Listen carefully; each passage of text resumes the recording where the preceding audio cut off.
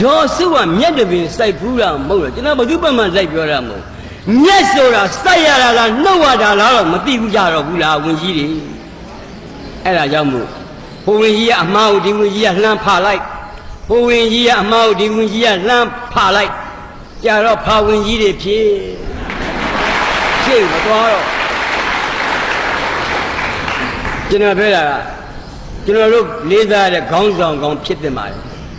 အဲ့ခေါင်းဆောင်ကောင်းဖြစ်ဖို့တော့ကျွန်တော်လည်းမျှော်လင့်နေကျွန်တော်တို့လည်း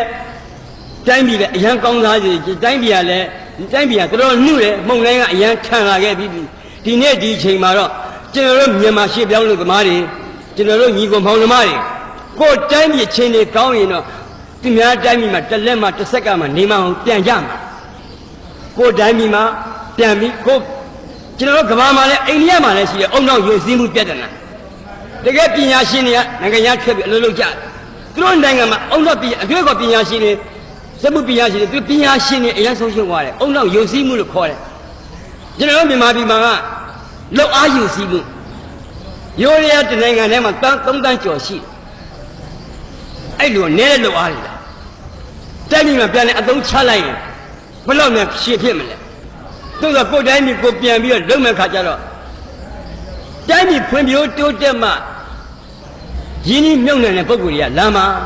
လာတော့လာတယ်လမ်းပြီးပြေးသွားတယ်ဘာလို့လဲဆိုတော့မြန်မာပြည်ကပြည်တွေကအရန်ဈေးကြီးနေတယ်နိုင်ငံတကာမှာတော့အဲ့ဒါလောက်ဈေးမကြီးဘူးကြည့်ဈေးကြီးမှာပေါ့ဘိုးဘွားပိုင်းမြေတွေလည်းသိမ့်တယ်ရာတွေ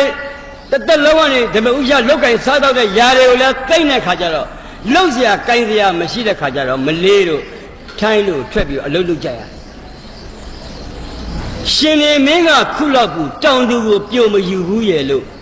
မိုးတိမ်တောင်ရင်မစူးစီရဲ့ချိန်ဘူးရဲ့လေဒီပေါင်းညားစွာကောက်ဆိုင်တေးတွေကဘလောက်ထိနူးညံ့လဲဆိုတော့ကျမတောင်သူကိုမယူချင်ပါဘူးရှင်ကိုကျမမုံမာတယ်ခါခါတိတိမပြောပဲနဲ့ဟိုက်ကောင်းရင်တွေကနူးညံ့သိမ့်မတော့အဆိုင်ခဲလို့ရှိတော့မိုးတိမ်တော်တစ်ခုလုံးရင်မထဲမှာစူးပြရစေရဲ့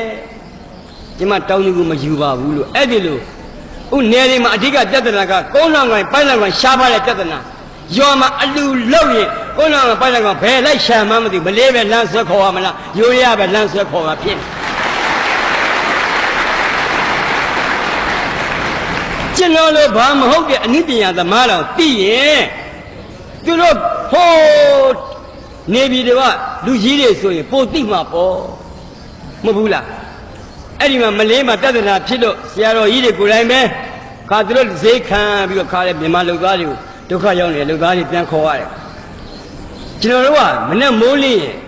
ဂျန်နယ်ဖတ်တာအခုကျွန်တော်အခု10ရက်နီးပါးလောက်ကိုကျွန်တော်နိဗ္ဗာန်ရောက်တယ်ကျွန်တော်မြန်မာပြည်ကဂျန်နယ်မဖတ်လို့စားကောင်းတွေမဖတ်ရတဲ့ကြောင့်ကျွန်တော်အကုသိုလ်မရှိပဲနဲ့ကျွန်တော်နိဗ္ဗာန်ရောက်ကျွန်တော်မနဲ့မိုးလေးကျွန်တော်ကပရမတ္ထလေးဆိုတော့ကျွန်တော်ကခေါင်းလောင်းလေးနဲ့ခေါင်းဆိုစားဆောင်သမားလာပြီးညှပ်ပြီးပို့လိုက်တယ်ပေါ်ဖက်ပါမနဲ့မိုးလေးနာနဲ့စားဆောင်စဖွင့်နာနဲ့ဘယ်နေရာမှာကြွကြော်တယ်လို့ခေါင်းနဲ့ဝင်ထိုးသွားပြီးဟာရဲတွေတဲ့ဟာရာသမားတွေတဲ့ဘာဖြစ်ကုန်ပြီအဲ့ဒီမှာစအကုသိုလ်သေးတာပဲကျွန်တော်ထင်တယ်ဘယ်လိုကအမင်းနိဗ္ဗာန်တော့ရောက်မယ်မထင်တော့ဘူးဘာနေ့စဉ်များစိတ်ကတိုးနေပြီတိတ်ပြီးတော့ဒါစော်ကားလုံးအကြည့်တယ်ဒါကိုယ်တိုင်းမြတ်ကိုလူတွေကိုအဲ့ဒီလိုဒေါသ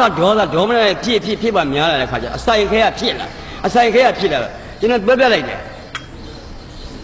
မြန်မာပြည်ကနိုင်ငံရေးအကြောင်းကိုသိကြည့်ဘယ်လိုအောင်ကြည့်လိုက်ပါပိန်6ကန်ဘယ်လိုလုပ်ပြီးဝါဝါလေးမရှိ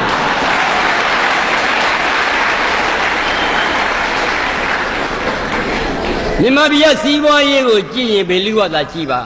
ကျွန်တော်မြန်မာပြည်ရဲ့ရှေ့ဆောင်ကောင်းတစ်ယောက်ကျွန်တော်ကြည့်ချင်းအဖြစ်မြန်မာပြည်ရဲ့စီးပွားရေးနိုင်ငံရေးအခြေအနေအလုံးလေ့လာသုံးသပ်လို့ရပါတယ်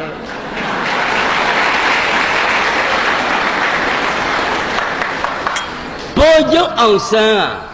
32နှစ်ရင်ပတ်ထဲကိုကြည်စံ73တောင်ဝင်ပြီးတော့တိုင်းပြည်အတွက်1လွတ်လပ်ရေး2လွတ်လပ်ရေး3လွတ်လပ်ရေးလို့ငယ်ငယ်ရွယ်ရွယ်နဲ့ကြဆုံးသွားရှာဗိုလ်ချုပ်ရဲ့အလောင်းကိုပြန်ကြည့်မယ်ဆိုပြာချက်ကတ်ခေါင်းဆောင်ကောင်းတစ်ယောက်32နှစ်အငယ်ဆုံးလေး